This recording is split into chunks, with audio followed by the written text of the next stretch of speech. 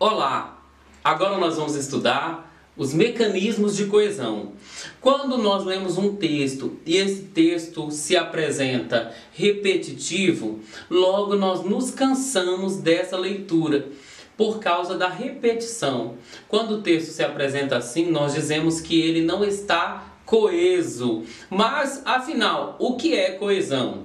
A coesão textual, ela está relacionada ao encadeamento das ideias dentro do texto e também às referências que fazemos.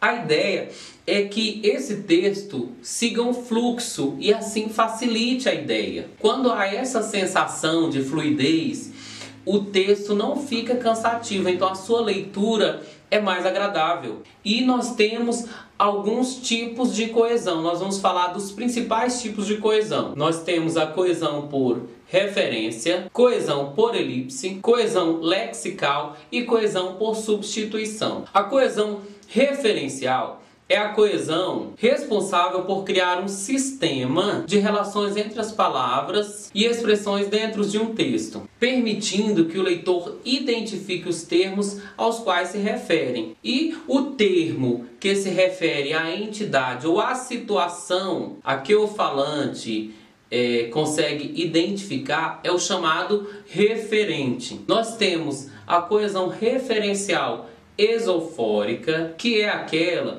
que se refere a um elemento de fora do texto. Por exemplo, nós temos a frase: a gente era pequena naquele tempo, e aquele era um tempo em que ainda se apregoava nas ruas.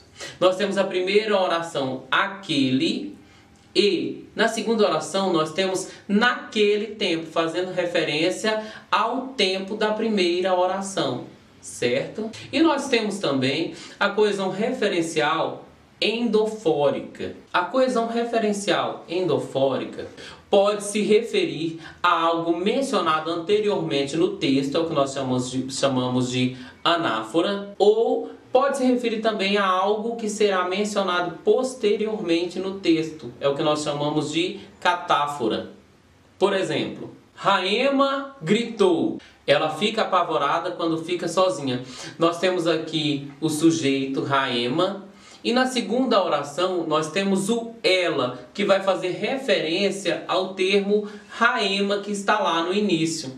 É a utilização de outras palavras para retomar um termo que já foi referido. Nesse caso aqui nós temos como referencial o termo Raema. E nós temos o ela, que é o pronome em terceira pessoa que faz referência ao Raema lá da primeira oração. Nós temos como elemento de referências pessoais os pronomes ela, ele, o, a, lhe, dentre outros. Nós temos também os pronomes possessivos, meu, teu, seu e também outros pronomes. E temos também os pronomes demonstrativos, este, esse, aquele, dentre outros. E fechando a gente tem os advérbios de lugar, aqui, ali, etc.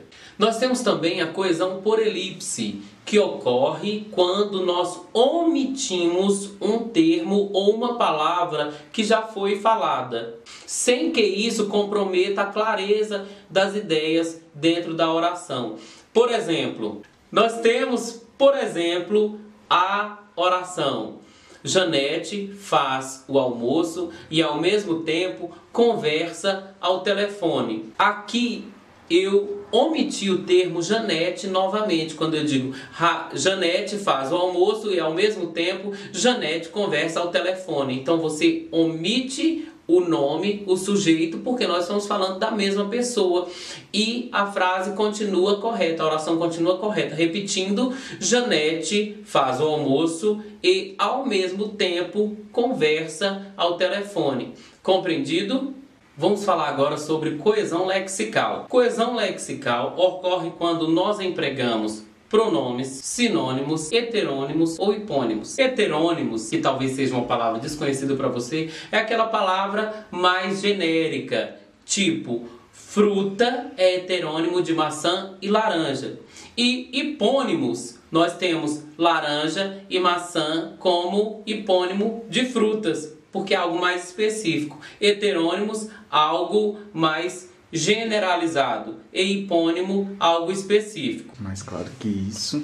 E como exemplo, nós vamos falar de um famoso escritor brasileiro, o mais famoso, o melhor de todos os tempos, Machado de Assis. Vamos olhar essa frase aqui. Machado de Assis é considerado o maior escritor brasileiro. Carioca nasceu no dia 21 de junho de 1839 e morreu no Rio de Janeiro no dia 29 de setembro de 1908. O gênio maior de nossas letras foi um dos fundadores da Academia Brasileira de Letras. Observando a oração que nós temos aqui em cima, esse pequeno texto falando do Machado de Assis, você viu que nós usamos vários termos para se referir à mesma pessoa. Nós usamos o carioca, nós usamos o gênio maior, nós usamos o escritor. Porque são termos que se referem a uma única pessoa, mas como não é repetitivo, o texto fica muito mais fácil de se ler, muito mais agradável, a leitura não fica tão cansativa. Já imaginou se nós lêssemos Machado de Assis é considerado o maior escritor brasileiro? Machado de Assis nasceu em tal dia, Machado de Assis morreu outro dia. Não ia ficar muito Machado de Assis? Então a gente costuma substituir por outros termos que se referem à mesma pessoa. E isso é chamado de coesão lexical. E agora nós vamos falar da coesão por substituição. Na coesão por substituição são empregados palavras e expressões que retomam termos já enunciados através da anáfora, termos que já foram falados. Vamos lá para o nosso exemplo. Vamos lá agora para o nosso exemplo. Os alunos foram repreendidos pelo mau comportamento. Caso isso volte a acontecer, eles serão suspensos. Explicando, vamos lá. Os alunos foram advertidos pelo mau comportamento.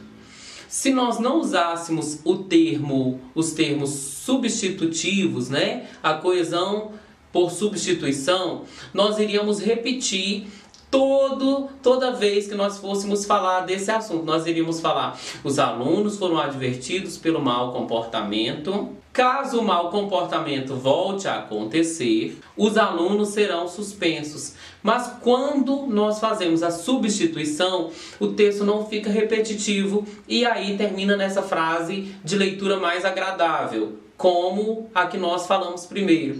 Os alunos foram advertidos pelo mau comportamento. Caso isso volte a acontecer, eles serão suspensos. Percebeu que não houve repetição dos termos? Por isso a leitura fica muito mais fácil, mais agradável. Então aqui nós terminamos essa nossa aulinha de redação. Pratique, não deixe de ler o nosso PDF, não deixe de fazer os nossos exercícios, porque é muito importante para que você consiga compreender de forma mais abrangente todo este conteúdo de revisão para a sua prova do Enem ou vestibular. Beleza? Aqui termina a nossa aula e você fica na paz.